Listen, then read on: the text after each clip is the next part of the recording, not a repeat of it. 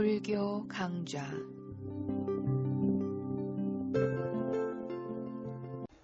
안녕하십니까, 묘원입니다. 사람들은 자신의 허물은 문제 삼지 않고 남의 허물에 대해서만 문제를 삼습니다. 자신이 지은 허물이나 남의 허물이나 단지 허물일 뿐이지 무엇도 문제될 것은 없습니다. 허물을 알아차리지 못하는 것이 허물이지 허물이라고 알아차리면 이미 선한 것입니다. 자신과 남을 다르게 평가하는 것이나 문제라고 여기는 것은 어리석기 때문입니다. 수행자는 완성된 사람이 아니고 노력하는 과정에 있으므로 무엇에도 걸려서는 안 되겠습니다. 허물을 짓고 기억 속에 허물을 남기게 되면 잠재의식의 늪에 빠지는 결과가 되고 맙니다. 모든 것들에 자아는 없으며 모두가 일어나고 사라지는 순간적 현상들의 연속일 뿐입니다. 여러분, 이것이 마음입니다. 우리는 이런 마음의 실상을 알아서 과거에 자기가 한 일에 대한 괴로움에서 벗어나셔야 됩니다. 그리고 남의 한 잘못에 대해서도 관대한 이해를 보여야 합니다. 오늘 또 지난 시간에 이어서 재생연결식에 대해서 말씀드리겠습니다. 금생의 첫 마음인 재생연결식은 어디서부터 생길까요? 엄밀한 의미에서 재생연결식은 행을 원인으로 재생연결식이 일어난다이지만은 사실은 죽을 때의 마음에 의해서 일어난 표상을 원인으로 재생연결식이 생깁니다. 이미 지난 시간에 말씀드린 것처럼 죽어가는 사람에게는 살면서 지었던 자신의 행위에 대한 회상의 업과 그리고 업과 관련된 주변에 조건 지어진 업의 표상과 그리고 죽어서 다시 태어날 곳의 표상, 이 세 가지 중에 하나가 나타납니다.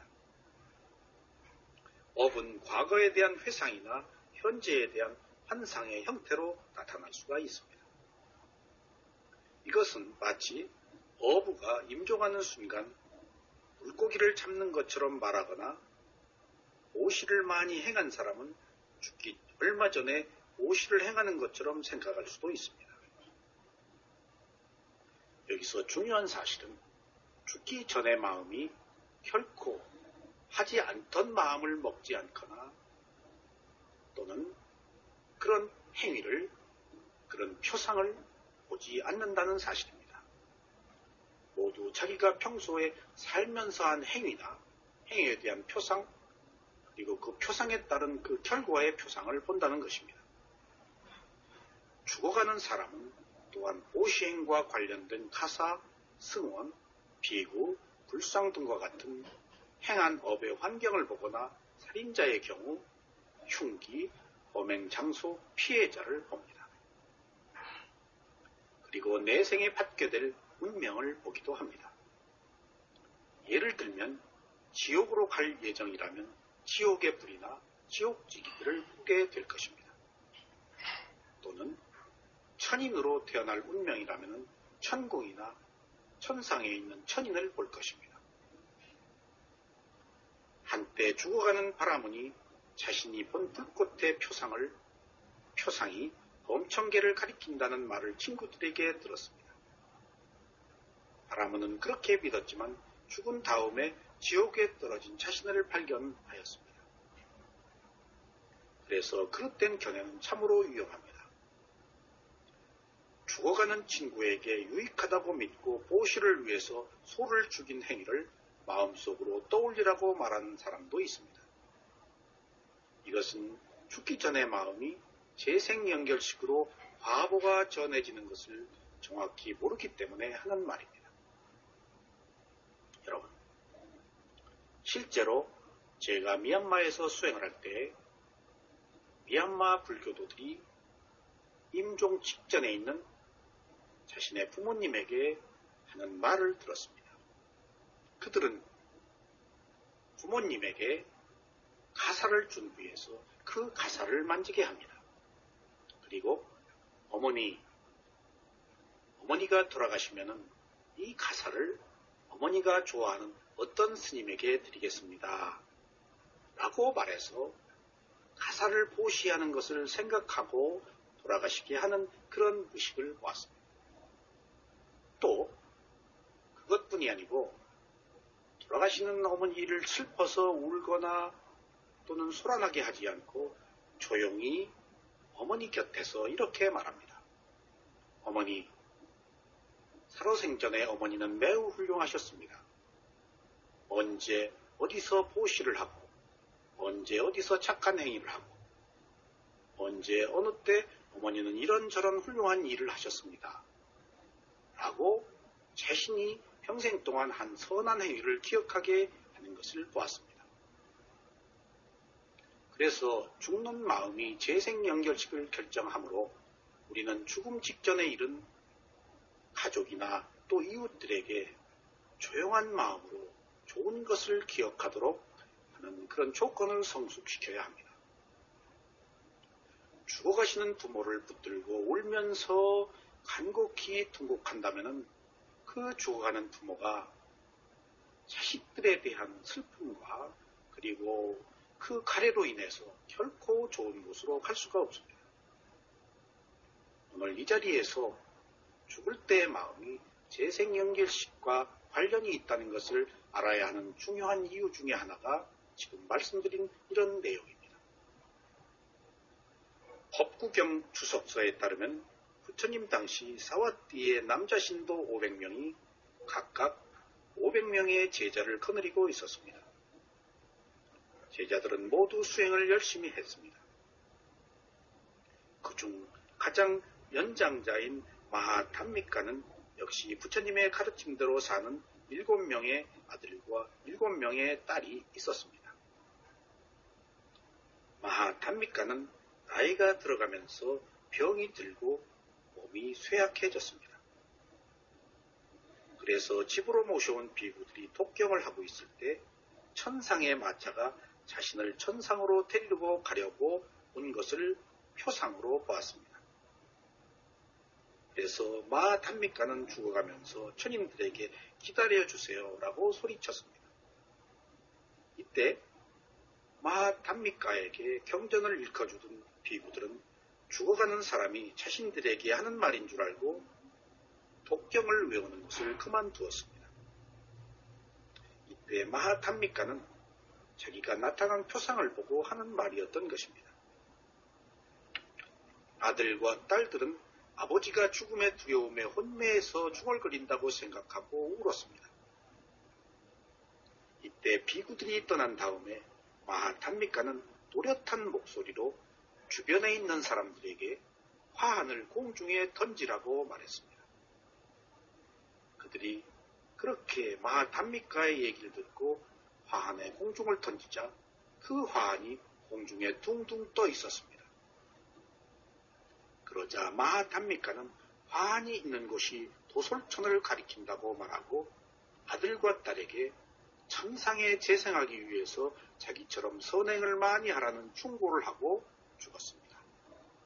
그리고 그는 그 재생연결식으로 인해 도솔천에 태어나서 도솔천의 몸과 마음을 받게 되었습니다. 이 이야기는 선한 사람이 임종할 때 천상의 표상이 어떻게 나타나는지를 보여준 것입니다. 미얀마에서 사람으로 태어날 운명이 어떤 죽어가는 사람들에게 자신의 부모가 될 사람, 거저 등의 표상을 보게 된 예가 있습니다. 미얀마의 한 사야도는 어느날 강도에게 살해당했습니다. 3년 후에 한 어린이가 사야도가 죽은 곳에 와서 사야도의 이름을 말하면서 자신이 전생에서 그들과 함께 살았다고 말한 적이 있습니다.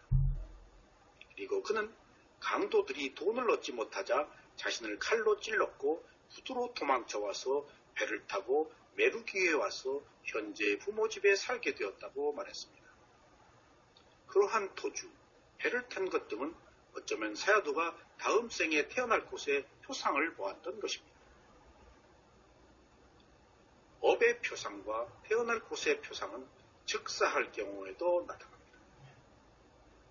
뜻하지 않은 교통사고를 당하거나 뜻하지 않은 비명 행사를 할 때에도 반드시 죽기 전에 표상이 나타납니다. 그 표상이 다음 재생연결식으로 연결되기 때문입니다. 주석서에 따르면 쇠막대기 위에 앉아있는 파리를 망치로 내려칠 때에도 표상이 일어난다고 합니다. 오늘날에는 큰 도시 하나를 한순간에 잿더미로 만들 수 있는 핵무기가 있습니다. 불교적 견해에 따르면 이런 핵무기는 잠재적인 희생 대상을 짓는 악업으로 인해서 생겨난 것들입니다. 이 핵폭탄에 의해 죽는 사람들도 회상과 표상을 봅니다. 마음의 기능을 완전히 이해하지 못하는 사람에게는 터무니없이 들리겠지만 정신과 물질을 주의 깊게 알아차리는 수행자는 이를 쉽게 수긍할 수가 있습니다. 왜냐하면 눈 한 번 깜짝할 찰나에도 마음의 단위들이 수십억 번 일어나고 사라진다고 경전에서 말하고 있기 때문입니다. 위파스나 수행을 하면서 생멸에 대한 지혜를 얻은 수행자는 한 찰나간에도 이 많은 마음의 단위들이 일어나고 사라지는 것을 경험적으로 압니다. 그러므로 사고나 갑자기 죽는 사람들에게 회상과 표상이 일어날 가능성을 조금 더 의심하지 않습니다. 여러분들이 좌선을 하면서 또는 일상생활에서 수없이 많은 망상들이 일어나고 사라지는 것이 바로 이 마음의 기능입니다. 이때 망상이 하나의 표상으로 여러분들 의식 속에 끊임없이 일어나고 있는 것들이 바로 죽을 때 일어나는 그 표상들과 같은 것입니다. 마음은 항상 대상들의 초점이 맞추어져 있습니다. 마음은 반드시 대상을 가지고 대상이 없으면 일어나지 않습니다. 사람들은 자주 이전에 한 행위를 회상하거나 천상계나 인간계를 생각합니다. 선행을 한 사람이 만약 이러한 생각을 하면서 죽는다면 그는 반드시 천인이나 사람으로 재생할 것입니다. 임종 때 가지는 이러한 생각은 대상을 태어날 곳의 표상이라고 하고 업과 관련된 대상의 표상을 업의 표상이라고 합니다. 임종할 때의 현상들에 대한 언급은 주석서뿐만 아니라 발리어 경전에서도 많이 발견됩니다. 마지마 니까야의 우연경에서는 그 밖의 다른 경들과 또 다른 많은 경들에서는 부처님께서 임종 때의 선행이나 악행에 대한 기억을 말씀하시면서 이를 저녁 때 들판에 드리워진 산의 그림자로 비유하기도 하셨습니다.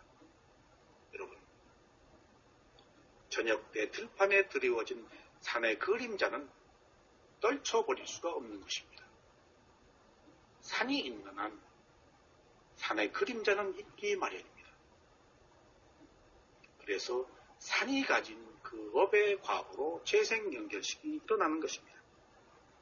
그러므로 선업을 지어서 죽는 순간에 선업과 연관된 대상이나 사람의 표상과 좋은 내생의 표상이 되도록 우리가 노력할 필요가 있습니다. 그것이 바로 위파사나 수행을 하는 것입니다.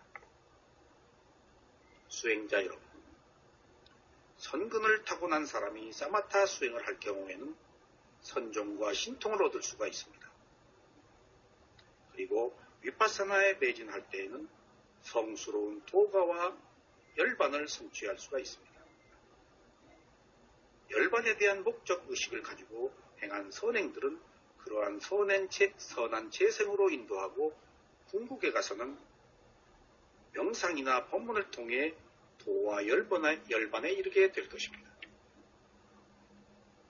만약 선행이 치와 결부되지 않았거나 마지못해서 하는 것이라면 어떠한 선근도 없이 선한 재생 연결식만 나을 것입니다. 그러한 사람은 장님이나 귀머거리로 태어날 가능성이 큽니다. 그러므로 선행을 할 때에는 열반을 목표로 하고 열정을 가지고 해야만 합니다. 마음을 열반으로 향하게 한다면 선행은 열반으로 인도할 것이며 선행을 할 때의 열정은 선근을 가지고 재생하도록 할 것입니다.